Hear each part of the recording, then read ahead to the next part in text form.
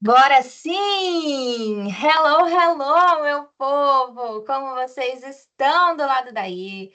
Vamos iniciar mais uma aula no Endcast, esse curso que já estamos na sétima aula, né? Estamos aí estudando a Lei de Diretrizes e Bases, uma lei mega importante para quem vai prestar concurso público, uma das principais leis, viu, que vai cair. Todo concurso público tem questão da LDB, então é fundamental você estudar a LDB. Bom, vamos para os nossos recadinhos antes de começar a nossa aula. Primeiro recado: essa aula e as próximas duas aulas vão ser totalmente gravadas, tá? Não vai ter a galera da sexta-feira comigo, aula ao vivo, porque eu estou fazendo o estágio obrigatório à noite, e aí acabou conciliando, né? Então, vão ser 3 semanas aí de aulas totalmente gravadas, somente aqui para o YouTube, tá? Segundo recadinho é que todo o nosso curso está sendo baseado no nosso livro do Moacir Carneiro, LDB Fácil. Então, aqui tem bastante coisa aí que a gente aprende com o Moacir. E também o último recado aí, antes da gente iniciar a nossa aula, é que se você está gostando desse curso, totalmente gratuito, e se você quiser contribuir, estou aí, né, aceitando doações, valor simbólico, aquilo que você sentir no seu coração, para a gente melhorar ainda mais esse curso e os próximos que virão, certo? Então, bora começar? Recados foram dados, estamos na nossa sétima aula. Essa aula também é fundamental. Vamos falar sobre o artigo 6º, 7º e 7º-A. 3 artigos, rapidinho, facinho, que eu tenho certeza que vocês vão pegar bem rapidinho. Esses 3 artigos são importantes para todas as áreas. Então, vou prestar concurso público, né, de pedagogia. Cai esses artigos? Cai. Ah, mas eu vou prestar de geografia, história e ciência. Cai. Todas as áreas da educação pode cair esses 3 artigos, tá? 6º, 7º e 7º-A. Então, bora lá. Vamos falar sobre o artigo 6º. E esse daqui, já para vocês ficarem sabendo, anotem aí. Ele é extremamente importante, tá? Faz aí escreva aí importante, porque importante, tá? 6º artigo aqui, ó. Gente do céu, o que que tá acontecendo comigo? Eu e essa minha coordenação motora aqui não tá, não tá muito bem, não. Então, ó, artigo 6º, tá? Ele é importante porque ele cai muito nos concursos públicos. Fechou? Então vamos estudar ele agora? Artigo 6º diz o seguinte: é dever dos pais ou responsáveis efetuar o quê? A matrícula das crianças. Aonde? Na educação básica. Presta atenção aqui, ó. Ficou faltando eu colocar, né, o negocinho aqui de atenção. Mas aí, faz grifa, coloca aí educação básica, tá? É importante o quê? É dever dos pais e responsáveis efetuar a matrícula na educação básica a partir de quantos anos? 4 anos de idade. Vamos lembrar que a educação, ela tem 2 níveis, tá? Aqui, ó, educação. Ela tem 2 níveis. A educação básica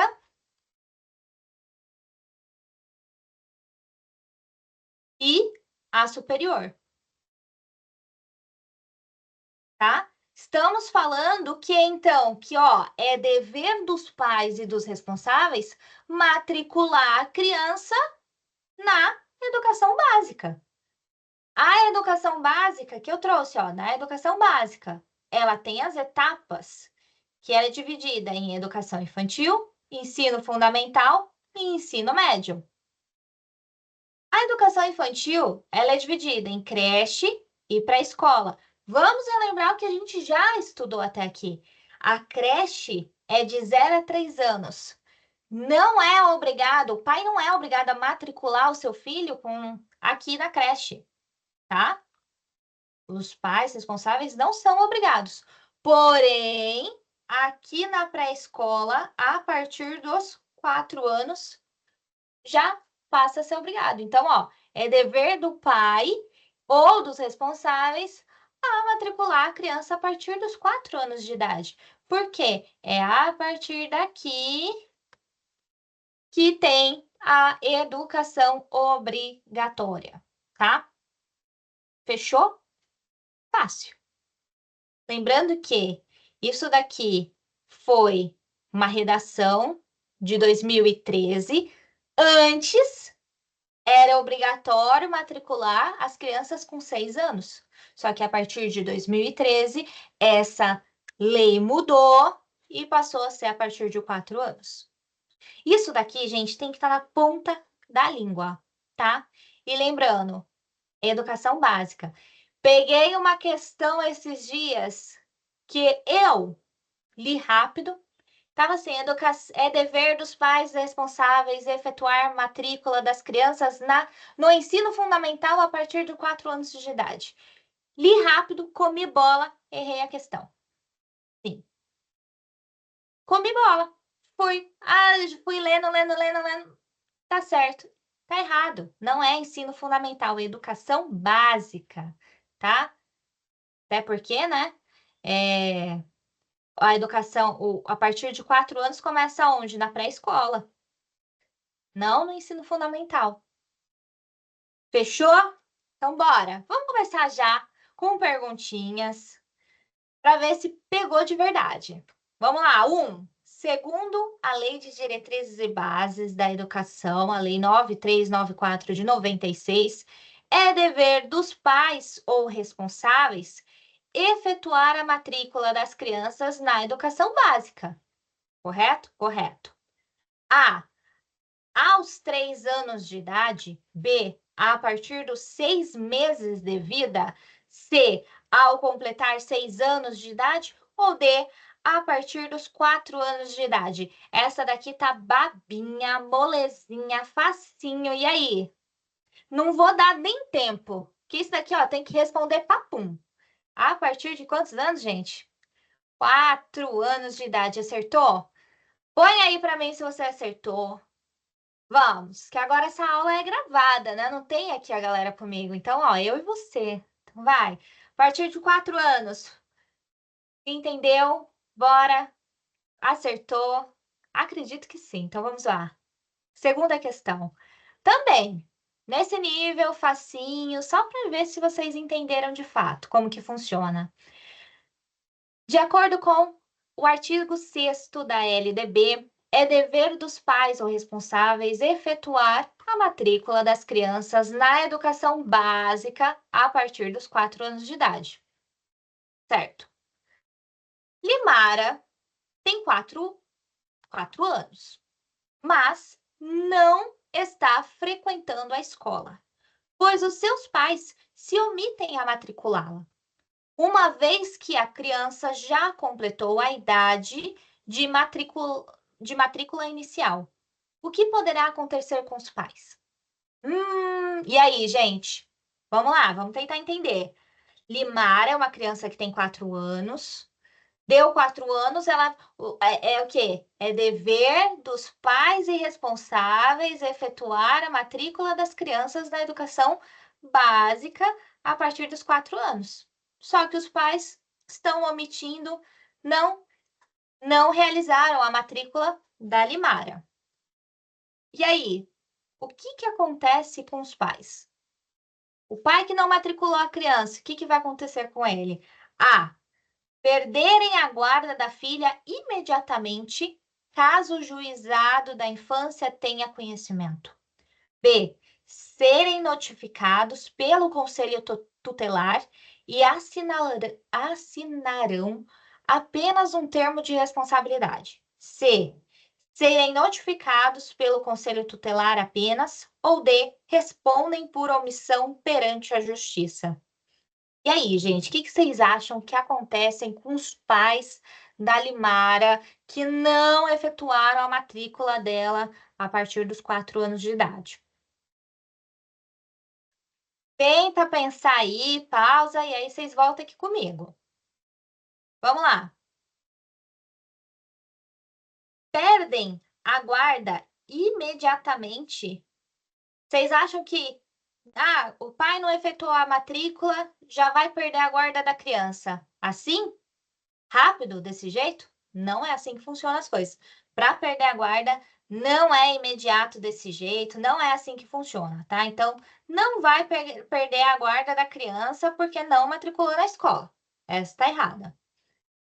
Serem notificados pelo conselho tutelar. Aqui é um dos passos, tá? Notificar o conselho tutelar é um dos passos que realmente vai acontecer, né? Com os pais que não matricular a criança. E serão apenas, e assinarão, né? Apenas um termo de responsabilidade. Você acha que ele só vai lá, chamou o conselho, ele assina um termo de responsabilidade, tá tudo bem? Também não é por aí, né? Não é tão simples assim. Então, essa daqui também não é a resposta.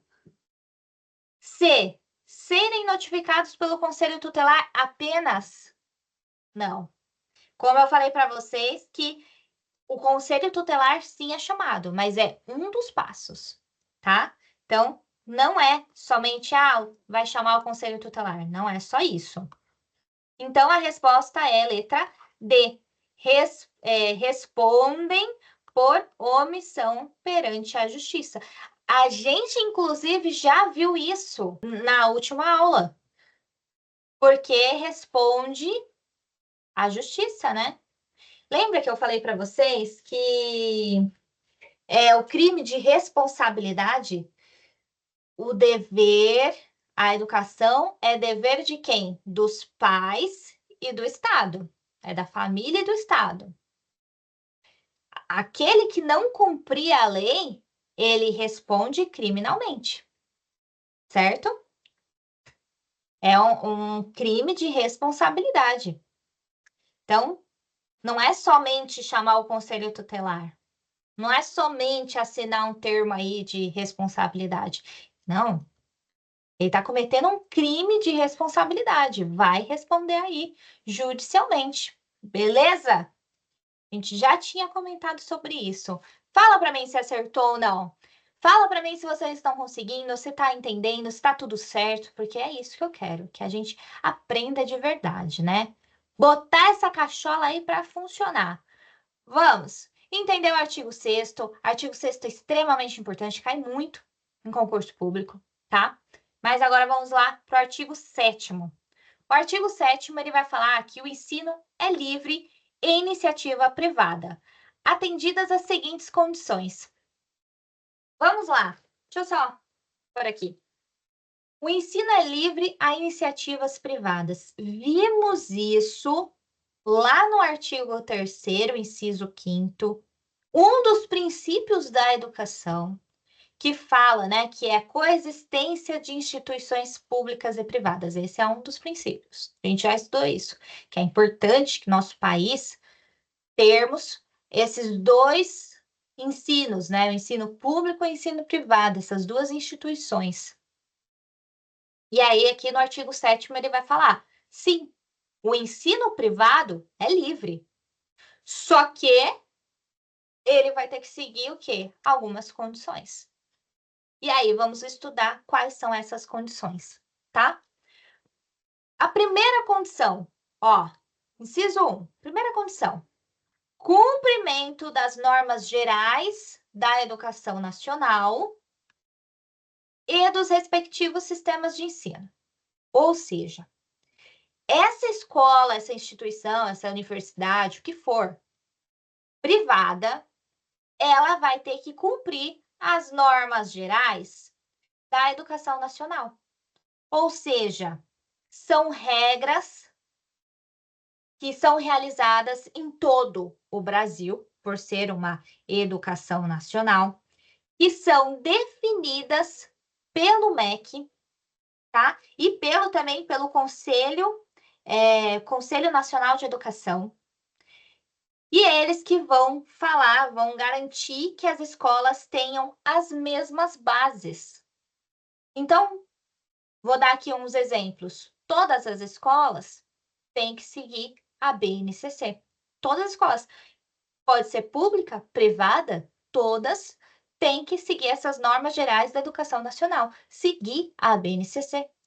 Todas essas escolas têm que ter uma formação de professores. Os professores precisam ser formados, capacitados, qualificados, né? Outra aqui, todas as escolas, tanto públicas quanto privadas, elas têm que seguir o calendário de anos letivos, a quantidade de horas, a quantidade de dias letivos, independentes, públicas ou privadas. Tem que seguir essas normas, certo? Além disso, além de seguir essas normas gerais da educação nacional, essas instituições privadas, elas têm que seguir o quê? As normas gerais do sistema de ensino. Ou seja, cada escola pertence a um sistema de ensino. Isso a gente vai estudar melhor mais para frente, mas para vocês entenderem que o município, não sei onde eu escrevo, acho que eu vou escrever aqui, ó. Município, eles são responsáveis pela educação infantil e fundamental, certo? Já as escolas, o estado estadual, eles são do fundamental e do médio. E o federal são que as universidades.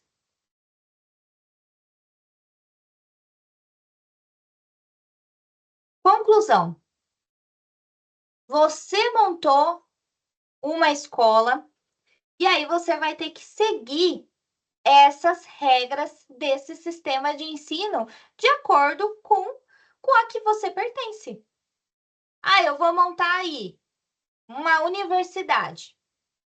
Então, eu vou ter que seguir as regras do sistema de ensino federal, certo? É isso. Então, essas instituições privadas, elas têm que seguir aí essas duas normas. Gente, está tendo reforma aí em cima.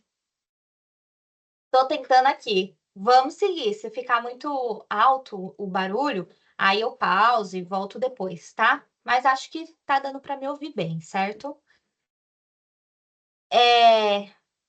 Deu para entender aqui? Cumprimento das normas gerais da educação nacional. Então, tem que cumprir as normas gerais da educação nacional e do sistema de ensino com aquela que você pertence. Vamos lá. Segunda condição, né? O ensino é livre à iniciativa privada, atendida às seguintes condições. Inciso 2, segunda condição. Autorização de funcionamento e avaliação de qualidade pelo poder público. O que isso quer dizer? Que não basta ter dinheiro e falar, vou abrir uma escola. Cria lá a escolinha e abre suas portas. Não é assim que funciona.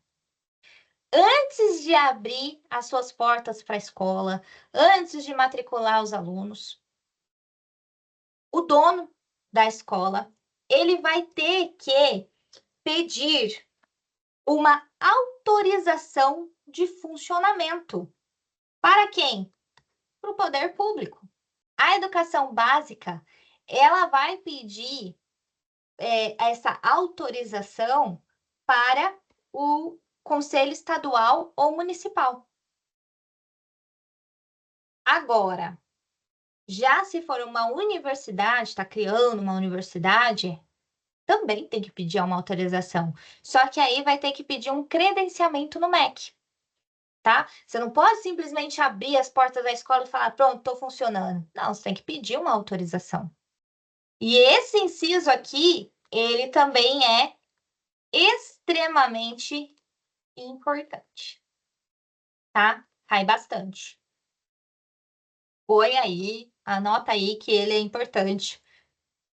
Grifa para vocês entenderem que não pode sair simplesmente abrindo. Tem que aí ter uma autorização de funcionamento. O que eles vão analisar? Eles vão ver a estrutura física da escola, as propostas pedagógicas, se os professores têm qualificação, tudo isso que vão avaliar, tá? Para conseguir essa autorização. E depois de conseguir essa autorização, vai ter também uma avaliação de qualidade que vai acontecer periodicamente. O poder público sempre vai estar acompanhando, verificando a escola. Vai verificar se realmente a escola está cumprindo as propostas pedagógicas, se está cumprindo as normas, se realmente os professores que estão lá são qualificados, tá? Isso daqui, gente, falei para vocês, é muito importante. Não vai pensando que abrir as portas da escola já posso matricular os alunos. Enganado. Tem que pedir autorização de funcionamento e vai ter, sim, essa avaliação de qualidade periodicamente. Sempre. Certo? Fácil, fácil? Vamos para o terceiro. Artigo 7º. Então, o ensino é livre a iniciativas privadas, atendidas às seguintes condições.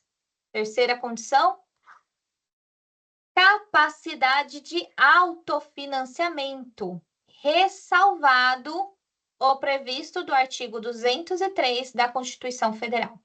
Se você decidiu, né, decidiu criar uma escola, montar uma escola, você tem que ter o quê? Recursos financeiros para conseguir sustentar uma escola. Não vá querer depender de dinheiro do governo, que não vai ter. É isso que está falando aí, tá? A iniciativa privada é livre, show. Só que aí tem o quê? O seu autofinanciamento. Você quis montar a escola, você vai ter que se planejar para um ano, para pagar as contas de um ano. Imagina, você abre a escola, em 3 meses falha a escola, porque não tem recursos financeiros. Esses recursos aí são o quê, né, gente? Valor de mensalidade, parcerias privadas, enfim. Mas você tem que se autossustentar. Só que aí tem uma exceção. A exceção está aqui, ó, no artigo 203 da CF.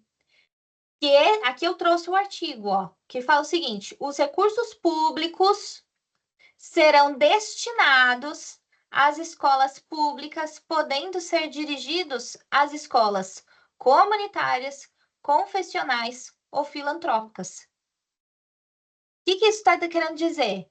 Que, olha, vai ter recursos públicos, money, para algumas instituições privadas. São elas comunitárias, confessionais e filantrópicas.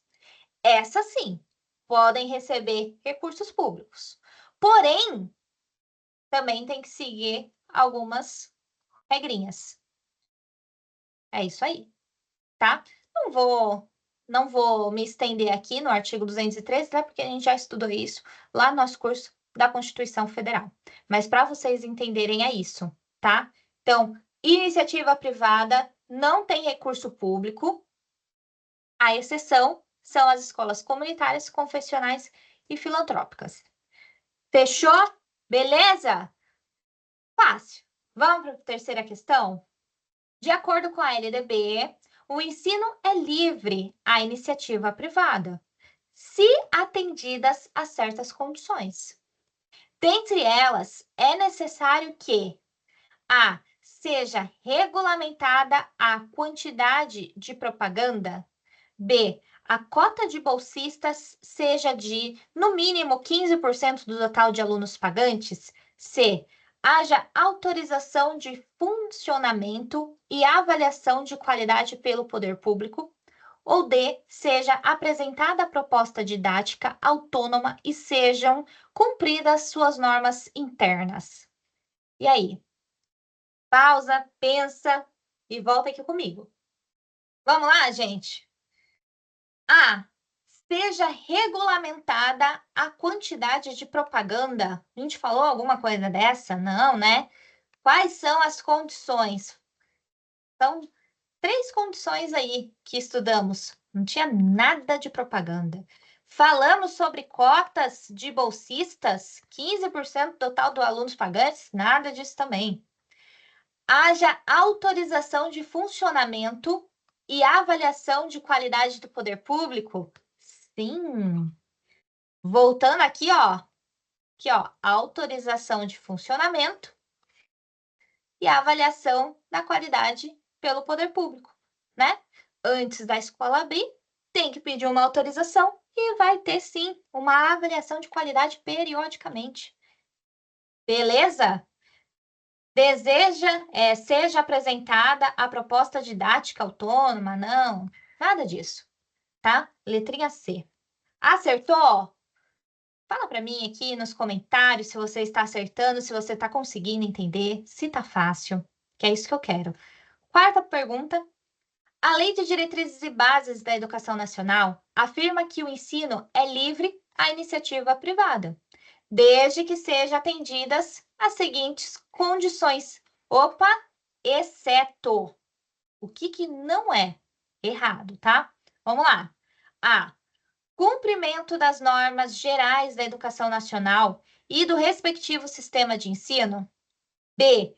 Abster-se de qualquer modalidade de ensino já ofertada pelas instituições públicas. C. Autorização de funcionamento e avaliação de qualidade pelo poder público. Ou D. Capacidade de autofinanciamento. Qual que é, gente? Lembrando que é, ó. Tá, já tô falando, né? É exceto, tá? Vê aí. Vamos lá? Vamos. Cumprimento das normas gerais da educação nacional. Ela tem que cumprir, as escolas elas têm que cumprir as normas gerais da educação nacional e dos respectivos sistemas de ensino? Sim, né, gente? Tem que cumprir lá. Tem todas as escolas públicas e privadas. Tem que estar lá de acordo com o BNCC, seguir as normas da BNCC, os anos letivos. Tem que cumprir aí as normas do sistema de ensino de acordo com a sua escola, né? Com a sua instituição. Fechou? B.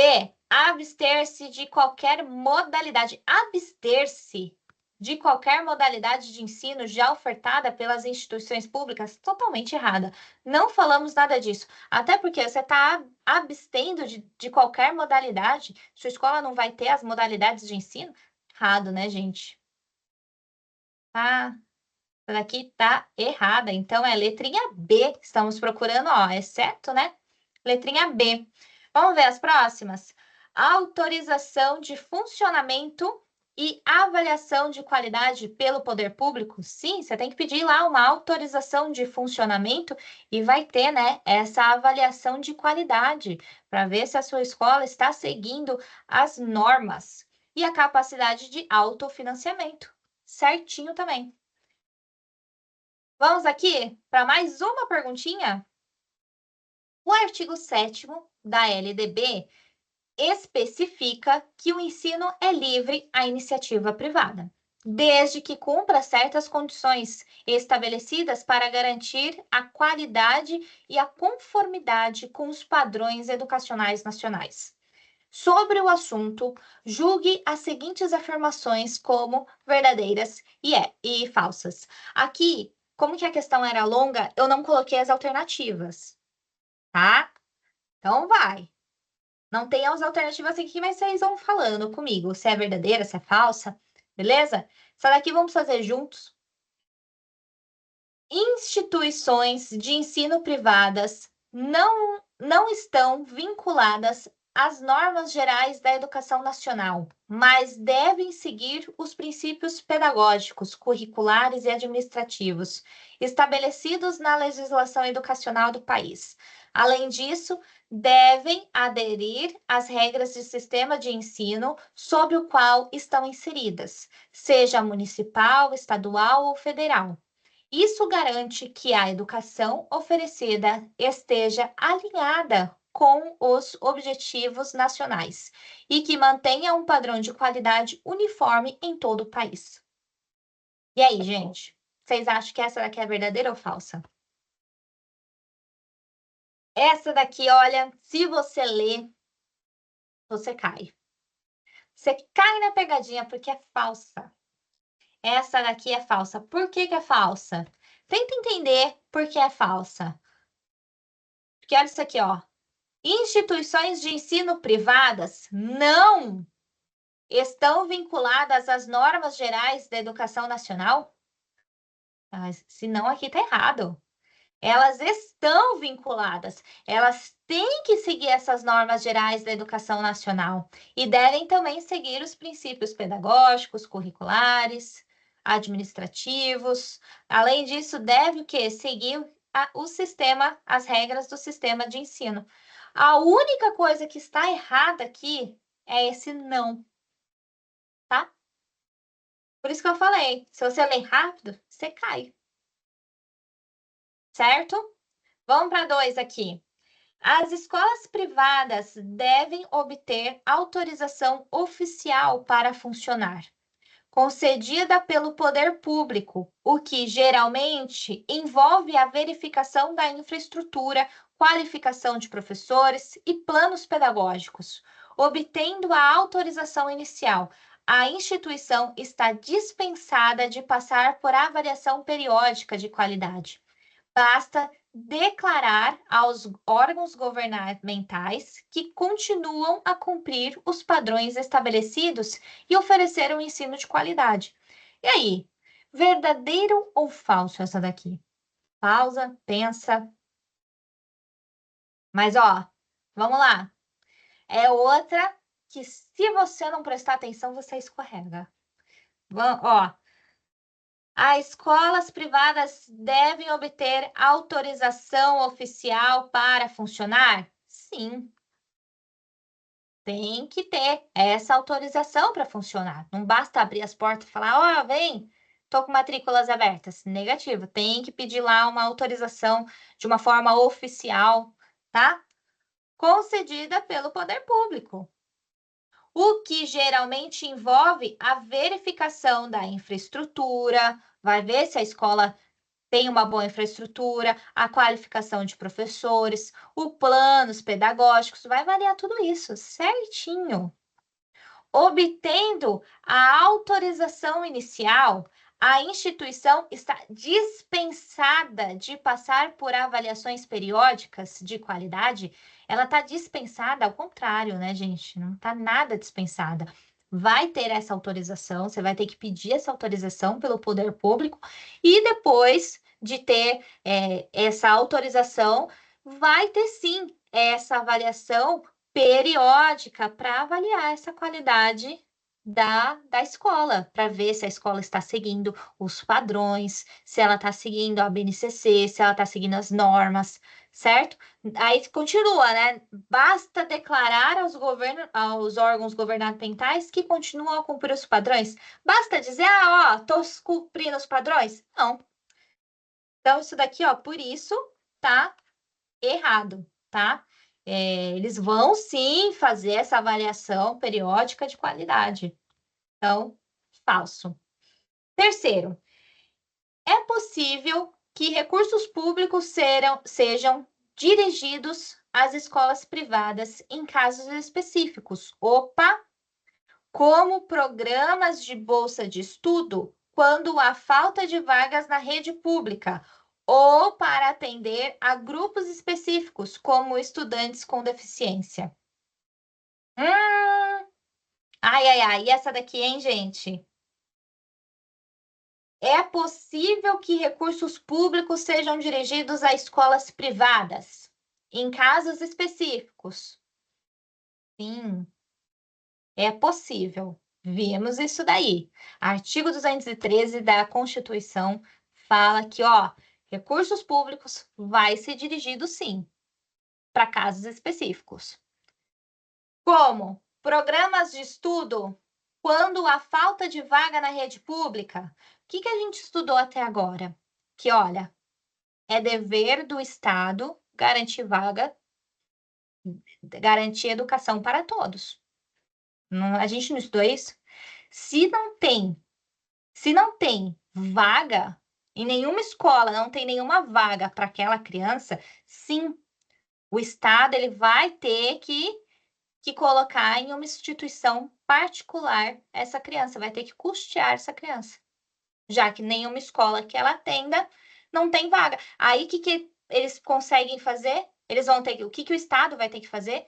Uma nova escola, vai ter que criar uma nova escola, porque tá vendo que, ó, a quantidade de escola que temos aqui nessa cidade não tá comportando, precisamos criar novas escolas, certo? Mas até criar uma nova escola, sim, vai ter que garantir aí essa vaga numa instituição privada, tá? É isso. Como programas de bolsas de estudo, quando há falta de rede pública. Tá certo? Tá certinho essa daqui. Deu para entender, gente? Tá? Na minha cidade não tem nenhuma vaga de quarto ano do ensino fundamental. Ah, não tem. Nenhuma escola não tem. Então, vai ter que aí bancar uma escola particular para essa criança, tá? Ou para atender a grupos específicos, como estudantes com deficiência, também. Essa daqui também, então, ó, verdadeiro essa questão, tá? Isso aqui a gente não tinha falado, mas verdadeiro aí. Então, vamos aqui para o nosso último artigo da aula de hoje. Vamos falar do artigo 7º-A, tá? Esse artigo aqui, lendo, ele é um pouco difícil de entender. Então, a gente vai ler tudo e aí depois eu vou seguindo para. Eu fiz um passo a passo bem tranquilinho para vocês entenderem, tá bom? Então, vamos dar uma lida. Vocês vão ficar com o cabelo em pé, relaxa, mas aí depois vem a explicação, tá? Vamos lá. Ao aluno regularmente matriculado em instituições de ensino, pública ou privada, de qualquer nível, é assegurado o exercício da liberdade de consciência e de crenças, o direito de, mediante prévio e motivado requerimento, ausentar-se de provas ou aulas marcadas para o dia em que, segundo os preceitos de sua religião, sejam vedado o exercício de tais atividades, devendo-lhe atribuir a critério da instituição e sem custo ao aluno uma das seguintes prestações alternativas no termos do inciso 8º do caput do artigo 5º da Constituição Federal. Primeiro, prova ou aula de reposição conforme o caso a ser realizada em data alternativa, no turno do estudo do aluno ou em outro horário agendado à sua anuência expressa. Segundo, trabalho escrito ou outra modalidade de atividade de pesquisa com tema, objetivos e datas de entregas definidos pela instituição de ensino. Meu Deus do céu, o que é isso? Tá? Relaxa. Isso daqui, ó, foi incluso em 2019, mas vamos aqui, ó, fiz esse esqueminha que tá, ó, babinha de entender. Os alunos que são matriculados em instituições de ensino pública ou privada, tá? De qualquer nível, que sigam alguma religião com regras específicas sobre dias sagrados. Como, por exemplo, tem lá, né, Calma lá, deixa eu lembrar. A religião adventista, que não pode fazer algumas atividades no sábado, tá? Então, A sua religião não permite fazer algumas atividades no sábado. E é isso que vai falar esse artigo, tá? Essas pessoas que seguem essas religiões, que têm um dia específico que não pode, que poderão se ausentar-se de provas ou aulas marcadas. Ah, marcou uma prova num sábado, marcou uma festa no sábado, uma atividade, certo? Uma festa não, né? Mas uma atividade aí, um exercício no sábado. A criança não pode, por conta da sua religião. Ela não vai ser prejudicada, tá? E como que isso vai funcionar? Aqui. Primeiro, o aluno precisa avisar antes por meio de um requerimento, ou seja, um pedido escrito, explicando o motivo religioso da sua ausência. Então, ele vai falar: olha, eu faço parte da religião adventista, que aos sábados não pode cumprir nenhuma atividade, certo? Ele vai escrever aí, vai fazer um requerimento explicando o motivo.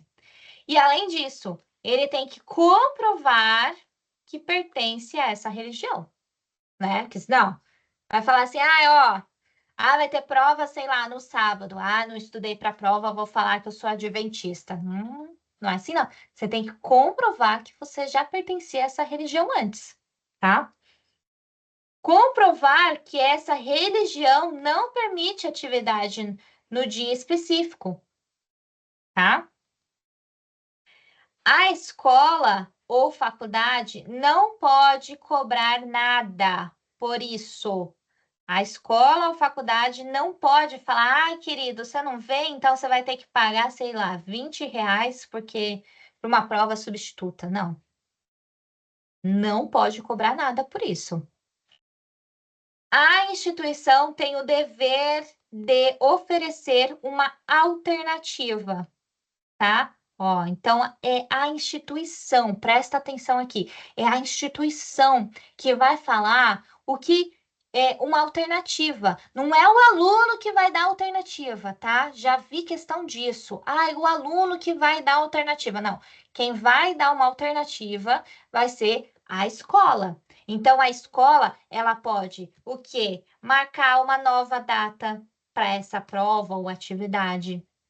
Ela pode também realizar essa prova num turno de estudo noturno da criança ou também em um horário agendado. E lembrando que esse horário agendado quem que vai definir vai ser a escola, tá? Uma atividade substituta ou outro tipo de recompensação. Atenção, a escola ou a faculdade que decide qual será essa alternativa, mas sempre respeitando o direito do aluno, tá bom? E aí, o que está querendo dizer, né? Que, ó, isso daqui não é à toa que está sendo, que colocou na LDB, porque tem o apoio do artigo 5º do inciso 8º da Constituição Federal, que lá garante a liberdade de consciência de crença, ou seja, o direito de praticar sua religião sem ser prejudicado por isso. Fechou? Ficou fácil, não ficou fácil? Ficou facinho de entender. E aí tem mais algumas coisas, né, que a gente vai estudar agora. Parágrafo 1º. A prestação alternativa deverá observar o parâmetro curricular e o plano de aula do dia da ausência do aluno. Ou seja, a atividade que foi oferecida para esse aluno que faltou por motivos religiosos tem que ser parecida.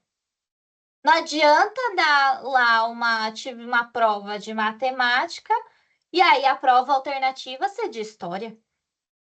Não faz sentido. É isso que está falando, tá?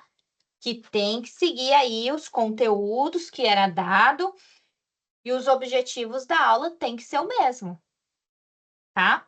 Parágrafo 2º. O cumprimento das formas de prestação alternativa de que se trata este artigo substituirá a obrigação original para todos os efeitos, inclusive regularização do registro de frequência. Isso está querendo dizer que, olha, se o aluno seguiu, se o aluno fez a atividade tudo direitinho, certinho, vai valer como se ele tivesse frequentado a aula, como se ele tivesse frequentado aí essa atividade, essa prova, tá? Inclusive, não vai dar uma falta para o aluno. O aluno não vai ter falta, tá? Vai considerar que ele estivesse presente. Parágrafo 3º.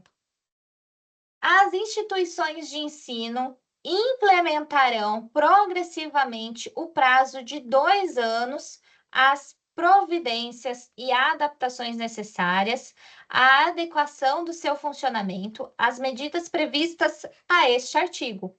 Ou seja, o que está falando aí? Ó, que essas leis, né, esse artigo, como ele veio aqui em 2019, ele vai ter 2 anos para se adaptar. A escola ela tem 2 anos para pensar nessas alternativas. Tá bom, se o aluno é de uma religião, e o que a gente pode fazer? Quais são as provas substitutas? O que a gente pode fazer para substituir? A gente vai fazer prova, a gente vai fazer uma atividade. Então, a escola vai ter 2 anos para se preparar, para se planejar. Como já estamos em 2025, né, gente? Isso daqui as escolas já têm, já sabem as alternativas adequadas a serem implementadas em cada escola, certo? E aí, o parágrafo 4º diz: o disposto neste artigo não se aplica ao ensino militar, a que se refere no artigo 83 desta lei. Vamos ainda estudar o artigo 83, né? Estamos ainda no artigo 7º-A. Então, ainda tem chão por aí. Só que, o que ele está querendo dizer aqui, ó? Esse artigo aqui, 7º-A, não vai ser aplicado para o ensino militar. Esquece, né, gente? Imagina, é o ensino militar, tá tendo uma guerra. Ah, não, mas eu sou adventista, não posso participar aos sábados. Não tem isso, tá? Até porque as normas do ensino militar são outras, tá? Então, por isso que não tem como colocar o artigo 7º-A para o ensino militar. É diferente isso daí, tá bom? Então, ficou fácil? Acho que sim, né? Facinho. Vamos lá, Sexta pergunta. Segundo o artigo 7º, inciso A, da Lei de Diretrizes e Bases 9394 de 96, o aluno matriculado em instituições públicas ou privadas tem o direito de ausentar-se de provas ou de aulas marcadas para o dia em que, segundo os preceitos de sua religião, seja vedado o exercício de tais atividades. A referida lei também possibilita prestações alternativas das atividades em que o aluno ficou ausente pelos motivos mencionados. Considerando os aspectos citados sobre as prestações alternativas, a aplicação de provas e frequências de aulas realizadas em dias de guarda religiosa, analise as afirmativas a seguir. Vamos lá. Primeiro, prova ou aula de reposição, conforme o caso, a ser realizada em data alternativa, no turno de estudo do aluno ou em outro horário, agendado com a sua anuência expressa. 2. São irrelevantes a observação dos parâmetros curriculares e o plano de aula do dia referente à ausência de aluno. Ausência do aluno. 3. O cumprimento das formas de prestação alternativa substituirá a obrigação original para todos os efeitos, inclusive regularização do registro de frequência. 4. o trabalho escrito ou outra modalidade de atividade de pesquisa, como tema, objetivos e a data de entrega, será definido pelo aluno. Assinale a alternativa correta. E aí, gente, qual dessas é a correta? Prova e aula de reposição, conforme o caso, a ser realizada em data alternativa, no turno do estudo do aluno ou em outro horário agendado com a sua anuência expressa. Tá certo ou tá errado?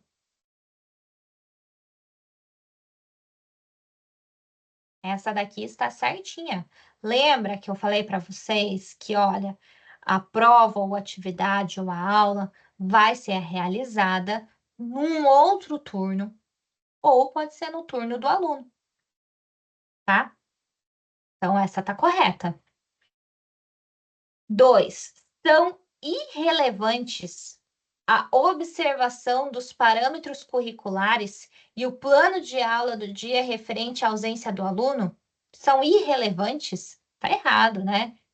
Ao contrário, são relevantes a observação do parâmetro curricular. Não basta aquilo que eu falei para vocês. Tem que seguir. Se a atividade é dada essa, tem que fazer uma atividade parecida, tá? Com o aluno, para substituir. É como se ele tivesse realizado. Então, essa daqui está errada. Então, vamos riscar, ó. A 2 aqui está errada. O cumprimento das formas de prestação alternativa substituirá a obrigação original para todos os efeitos, inclusive regularização do registro de frequência. Tá certo ou tá errado essa daqui? Essa daqui está certinha. Por quê? Porque, tá bom, faltou no dia por conta da sua religião, mas ele vai fazer depois, né? Essa atividade vai substituir a outra, a original. E, inclusive, não vai dar falta para esse aluno, tá? Vamos ver a 4. O trabalho escrito ou outra modalidade da atividade de pesquisa, como temas, objetivos e datas de entrega, será definido pelo aluno. Gente, é o aluno que vai definir a data da entrega da atividade, o tema da atividade, o que ele vai pesquisar, o objetivo dessa atividade, não é, né? Então, por isso que está errada. Não é o aluno que vai definir, e sim o quê? A instituição que vai definir. Então, ficou o que, gente, aqui? A 1 e 3, né? 1 e 3, letrinha B, tá? Vamos lá? 7º. De acordo com a Lei de Diretrizes e Bases, no artigo 7º-A, o aluno regularmente matriculado em instituições de ensino pública ou privada de qualquer nível tem assegurado no exercício da liberdade, da consciência e da crença o direito de, mediante prévio e motivado requerimento, ausentar-se de prova ou de aula marcada para dia em que, segundo os preceitos da religião, seja vedado o exercício de tais atividades, devendo-se-lhe atribuir a critério da instituição e sem custo para o aluno uma das seguintes prestações alternativas nos termos do inciso 8º do caput 5 da Constituição Federal. 1. Prova ou aula de reposição, conforme o caso, a ser realizada em data alternativa, no turno de estudo do aluno ou em outro horário agendado com a sua anuência expressa. Ou anuência, né? 2. Trabalho escrito ou outra modalidade de atividade de pesquisa, como tema, objetivo e data de entrega definidos pela instituição de ensino. A esse respeito, assinale a alternativa incorreta. A. A prestação alternativa deverá observar os parâmetros curriculares e o plano de aula do dia da ausência do aluno. B. O cumprimento das formas de prestação alternativa de que se trata esse artigo substituirá a obrigação original para todos os efeitos, inclusive autorização do registro de frequência. C. O disposto neste artigo não se aplica ao ensino militar, que se refere ao artigo 83 desta lei. D. Os alunos terão avaliações ou aulas repostas desde que o professor aceite repor. E aí, gente, qual que é incorreta? Tá fácil. Tá babi que essa daqui. Essa daqui, se cair na minha prova, eu vou ficar feliz. E aí, qual é a incorreta? Vamos lá. A prestação alternativa deverá observar o parâmetro curricular? Precisa observar o parâmetro curricular, o plano de aula, nessa ausência desse aluno? Sim, vimos que sim. O cumprimento das formas de prestação alternativa de que se trata esse artigo substituirá a obrigação original para todos os efeitos, inclusive a regularização do registro de frequência. Essa também está verdadeira, né? Cumprimento dessa forma vai substituir, inclusive vai dar como presença para o aluno. O dispositivo nessa lei não se aplica ao ensino militar? Também está certo, né, gente? Tá tendo uma guerra, o cara é do ensino militar lá e não vai por conta da religião. Não tem como. Os alunos terão as avaliações ou aulas respostas desde que o professor aceite repor? É o professor hoje eu não tô afim de repor, não vou aceitar, não. É o professor que vai decidir isso? Não, né, gente? Ao contrário, as escolas tiveram aí 2 anos para se adaptar a essa nova lei. Isso já foi de 2019, já passou faz muito tempo. Tem que repor, querendo ou não querendo, tem que repor, tá? Então, essa daqui, ó, é a letrinha D que está incorreta.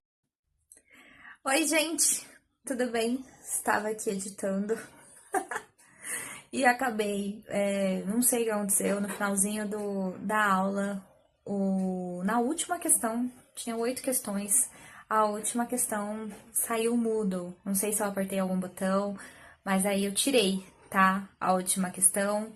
Essa aula, espero que vocês tenham gostado. A próxima aula vamos fazer simulado. Simulado, então, vai ser uma aula de revisão de todos os artigos que estudamos até agora. Então, não deixem de assistir.